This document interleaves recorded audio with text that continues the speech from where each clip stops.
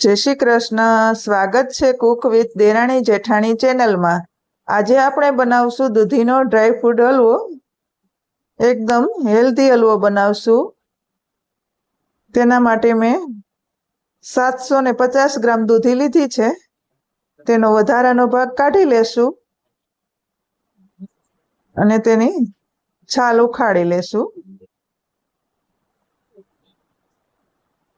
દૂધી કૂણી જ લેવાની છે, બી વગરની હોય તેવી જ. છાલ નીકળી ગઈ છે. હવે તેને ખમણી લેશું. ખમણી મોટા કાણાવાળી લેવાની છે એટલે ખમણ સરસ બને. દૂધીના 2 ભાગ કરી દૂધીને ફેરવતા જાશું અને ખમણતા જાશું. વચ્ચેનો ભાગ છે તે કાઢી લેશું. જે ભાગ નીકળ્યો છે તેને જ્યુસ બનાવવા માટે ઉપયોગમાં લઈ લેશું. આવી રીતે બધી દૂધી ખમણી લેવાની છે. સરસ ખમણ બની ગયું છે. હવે જાડા તળિયાવાળું એક વાસણ લઈ લેશું. તેમાં 2 ચમચી ઘી ઉમેરશું. ઘી વધારે ઉમેરવાની જરૂર નથી, 2 ચમચી ઉમેરવાનું છે. હવે તેમાં ડ્રાયફ્રૂટ કટ કરેલા છે તેને રોસ્ટ કરી લેશું. કડાઈ જાડા તળિયાવાળી જ લેવાની છે જેથી તળિયે ચોટે નહીં. હવે ડ્રાયફ્રૂટને એક ડીશમાં કાઢી લેશું. તેમાં દૂધીનું ખમણ ઉમેરી દેશું. વધારે ઘી ઉમેરવાની જરૂર જ નથી, જે ઘી વધ્યું હતું તેમાં જ ઉમેરવાનું છે. હવે તેને શેકી લેશું 2 મિનિટ માટે. આ પ્રોસેસ ઉતાવળે જ કરવાની છે. જો વાર લાગશે તો દૂધી કાળી થઈ જશે, એટલે ઝડપથી જ કરવાની છે. 2 થી 3 મિનિટ જેવો સમય થઈ ગયો છે અને દૂધી શેકાઈ ગઈ છે. હવે તેમાં 2 કપ દૂધ ઉમેરી દેશું.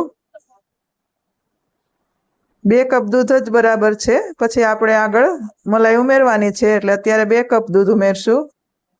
બરાબર મિક્સ કરી અને તેને ઢાંકણ ઢાંકી દેશું. એટલે સરસ હલવો બનશે. તેની પાસે ઊભું રહેવાની કે કોઈ જરૂર નથી. 10 મિનિટ માટે આવી રીતે ઢાંકણ ઢાંકી અને વચ્ચે વચ્ચે હલાવતા જાશું. વચ્ચે એકવાર ચેક કરી લેશું અને હલાવી લેશું. ઢાંકણ ખોલી અને બધો જે દૂધનો માવો બન્યો છે તેને અંદર મિક્સ કરી લેશું અને ફરીથી ઢાંકણ ઢાંકી દેશું. 10 મિનિટ થઈ ગઈ છે અને દૂધી બફાઈ ગઈ છે. હવે તેને ચેક કરી લેશું. સરસ દૂધી બફાઈ ગઈ છે. એકદમ લચકો થઈ ગઈ છે.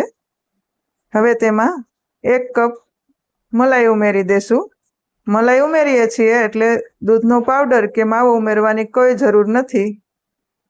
એકદમ સરસ જ બનશે. તેને મિક્સ કરી અને થોડી વાર માટે હલાવતા જ રહેશું જેથી મલાઈ મિક્સ થઈ જાય. હવે હલવો બનતા થોડી જ વાર લાગશે. સતત હલાવતા જ રહેશું જેથી તળિયે ચોટે નહીં. ગેસની ફ્લેમ મીડિયમ જ રાખવાની છે. હવે તેમાં 200 ગ્રામ જેટલી ખાંડ ઉમેરશું. વધારે ગળ્યું ખાતા હોય તો થોડી વધારે ઉમેરવી અને એકદમ મિક્સ કરી લેશું. દૂધી 750 ગ્રામ હતી પણ વચ્ચેનો ભાગ કાઢી નાખ્યો છે એટલે આપણે ખાંડ 200 ગ્રામ જ ઉમેરવાની છે. પછી વધારે ગળ્યું ખાતા હોય તો વધારે ઉમેરવાની. હવે તેને થોડી વાર માટે ઢાંકી દેશું અને વરાળે થવા દેશું. આની પાસે ઊભી રહેવાની કોઈ જરૂર નથી. સાઈડમાં બીજું કામ પણ કરી શકીએ છીએ. 5 મિનિટ જેવો સમય થઈ ગયો છે.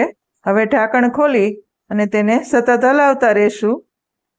ગેસ ધીમો જ રાખવાનો છે જેથી તળિયે ચોટે નહીં. આવી રીતે હલાવતા રહેશું. હવે તેમાં થોડો ફૂડ કલર ઉમેરશું. ફૂડ કલર ઉમેરવો ઓપ્શનલ છે. હલવાના કલર માટે જ આપણે ફૂડ કલર ઉમેરીએ છીએ. સ્વાદમાં કોઈ ફેર નહીં પડે. પસંદ હોય તો જ ઉમેરવાનો છે, નહીં તો નહીં ઉમેરવાનો. હવે સતત હલાવતા રહેશું. જ્યાં સુધી ઘી છૂટું ન પડે ત્યાં સુધી હલાવી લેશું. આવી રીતે મલાઈ ઉમેરવાથી હલવો એકદમ ટેસ્ટી બને છે. ઓછી મહેનતમાં એકવાર જરૂરથી ટ્રાય કરવા જેવી મીઠાઈ છે. તમને જો મારી રેસીપી પસંદ આવે તો લાઈક, શેર અને સબસ્ક્રાઈબ કરી દેજો. સતત હલાવતા રહેશું. હવે ઘી છૂટું પડવા માંડ્યું છે. થોડી વારમાં હલવો બનીને તૈયાર થઈ જશે. સતત હલાવતા રહેશું જેથી તળિયે ચોટે નહીં. એનું ખાસ ધ્યાન રાખવાનું છે.